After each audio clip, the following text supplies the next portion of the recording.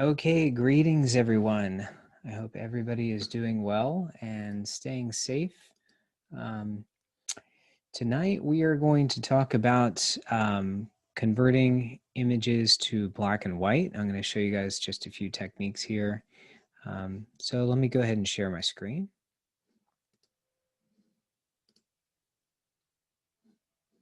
Okay, so you should see on the screen here this headshot here, and we know that if we want to convert something to black and white, we know that one method we can use is to create an adjustment layer and then just take out the saturation, right?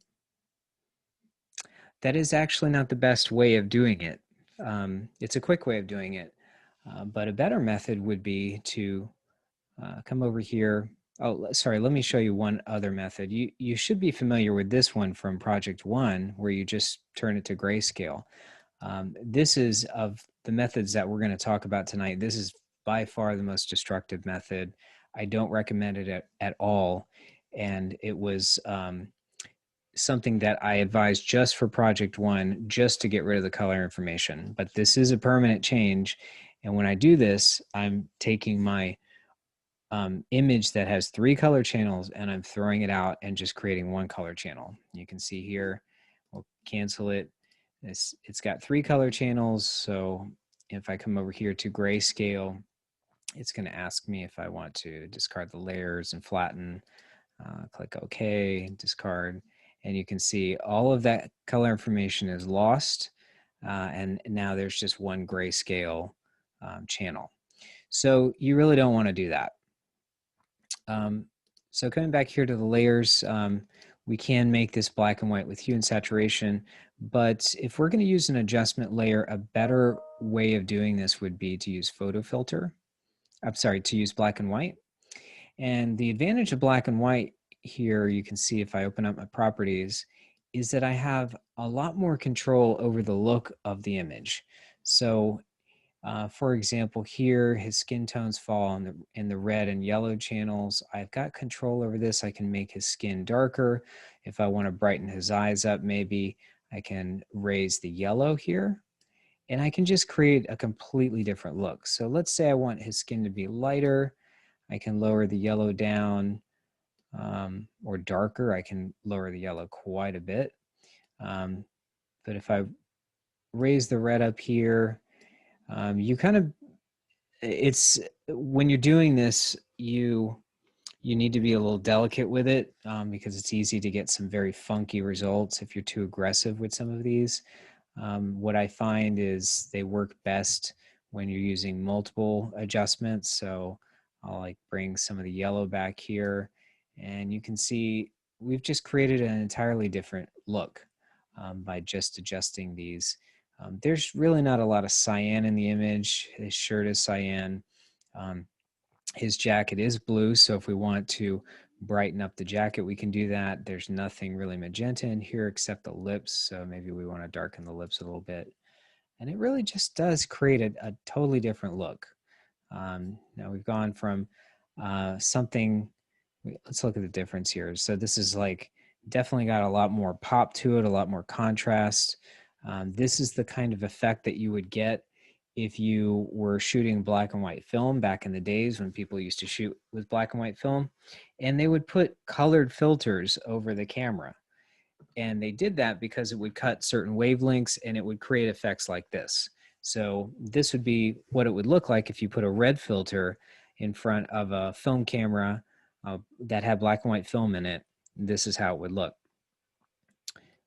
So notice the difference here. This is just the hue and saturation. It's kind of just a flat image, but then we'll do the black and white. You see huge difference here. Okay, so you know, we can use this method to get very intentional results. So let's say her eyes are blue. If I come over here into black and white filter, I can, if I want to create a lot of contrast, make those eyes like super pop out, I can lower the skin down. I can lower the other values of the face down. Look at that, it's already starting to pop. And I'm trying to see, her eyes, I believe, are blue, so they should, there we go. See, I can create a completely different look by using this filter. Okay, so this brings up another important point. Whenever you're shooting black and white film, whenever you're shooting a photograph, whether it's with the DSLR or with your iPhone, you always, always, always want to shoot in color. I know that you have the option to shoot in black and white. Don't do it. The reason being is if you shoot in black and white, you're throwing away two-thirds of the information from your image, and you're only creating a single channel, and you don't have the ability to do these kinds of effects in post if you just shoot in black and white. You're creating a permanent change to the image that's very destructive. So always, even if the final intent is black and white, always shoot color. Always, always do that. Okay, so one other way of doing this would be if we come over here and click on Channel Mixer, create a Channel Mixer adjustment layer, and you can see here we have a monochrome option. This is very similar to the black and white, but you just have a few less channels that you can manipulate. So, so we don't have a cyan, we don't have a magenta.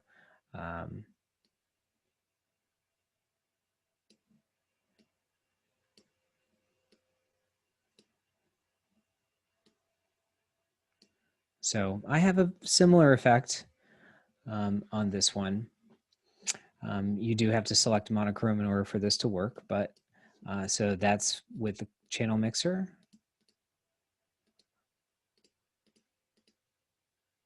Okay. All right.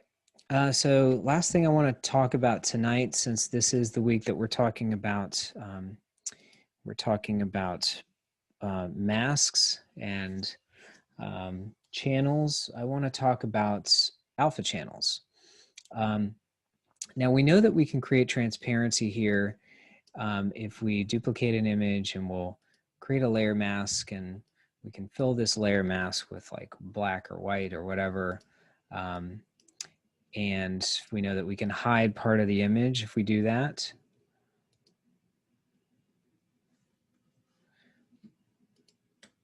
Right?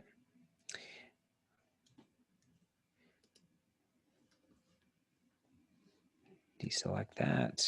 I'll do the inverse. So we can hide part of the image. However, if I was to take this into another program outside of Photoshop, it may or may not hold this transparency information. And again, this transparency information, because it's a layer mask, it's only relevant to the layer itself, okay? So if we want to, for example, let's say we want to just isolate the cup and create a transparent background so that we're able to create a selection for the cup that we can import into any other program like Illustrator or Premiere. We can do that by creating a color channel. By creating an alpha channel. So first thing we want to do is create a selection. I'll just use the object selection tool rather than the pen tool. I would normally use the pen tool for this, but I think there's enough contrast in here, and there is for Photoshop to do a pretty good job of creating a solid selection here. So once I have a selection, I come over here into my channels, and you can see that I have 3 channels, a red, green, and a blue, and also RGB. I can, if I want to, I can turn off the visibility for each channel, and I can see sort of the information in each channel. Typically red holds a lot of contrast as a channel. Blue holds a lot of detail. So what I'll do here, since I have it selected, I'll go ahead and create I'll come back here, create a layer mask. I'm sorry, an alpha channel.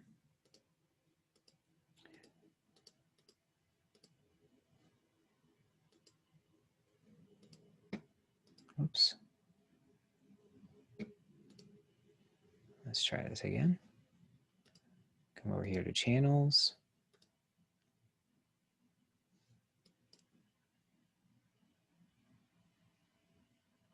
And we want to save selection as a channel and click on that.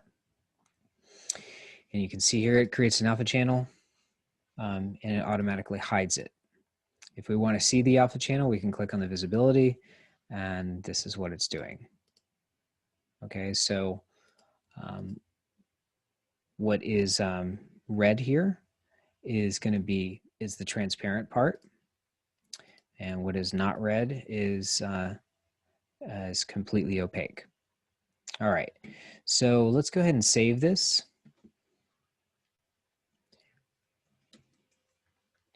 And when we save this, we want to make sure that we have alpha channels selected. And I'll go ahead and click save. Now I'll come in here into Adobe Premiere and let me see if I can bring my screen over here so you can see it. Let me change this to an editing layout here. Okay, so I don't know if you can see the screen here. Okay, so yeah, so this is the software that I use for creating the edits for the videos for the course, the instructional videos for the course. So let's say I want to drop that cup into this section here. I can just go ahead and import this.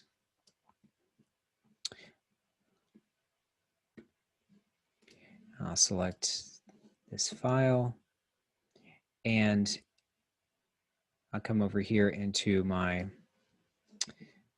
project and you can see a cup is here and I can just drag it directly and look at that.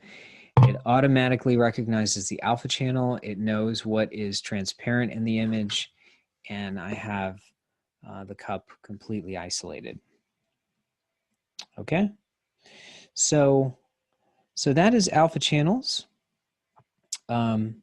Very, very handy. Again, they are not layer masks. Layer masks affect the layer, not the entire image. Alpha channels affect the entire image. And if you want to create an area of transparency in an image over the whole image, that's what you want to do. You want to create an alpha channel. Okay, so I hope that you guys found this helpful. If you guys have any questions about any projects coming up, we've got the new Project 3 that should be online today, which is designing product packaging design. You're going to be creating 3 separate unique designs for a cereal box, and as well as 3 mock-ups for each design.